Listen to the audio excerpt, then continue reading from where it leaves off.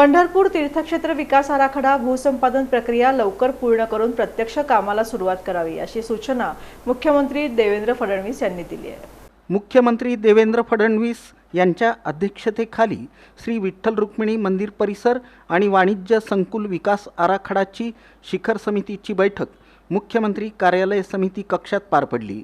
या प्रसंगी उपमुख्यमंत्री सुनेत्रा पवार, वनमंत्री गणेश नाईक, ग्रामविकास मंत्री तथा पालकमंत्री जयकुमार गोरे, पंढरपूर मंगळवेढ्याचे आमदार समाधान आवताडे, राज्याचे मुख्य सचिव, मुख्यमंत्र्यांचे सचिव, सर्व विभागांचे सचिव, सोलापूरचे जिल्हाधिकारी, जिल्हा नियोजन अधिकारी उपस्थित होते। पंढरपूर हे महाराष्ट्रातील अत्यंत महत्त्वाचं धार्मिक आणि सांस्कृतिक तीर्थक्षेत्र आहे।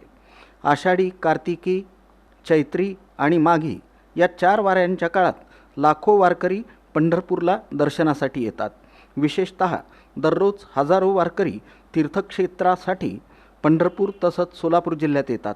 त्यानुसार श्री विठ्ठल रुक्मिणी मंदिर परिसर विकास आणि वाणिज्य संकुल आराखड्यात समाविष्ट असलेल्या सर्व बाबी घटकांचा सविस्तर आढावा जिल्हाधिकारी एस कार्तिकेयन यांनी सादर केला।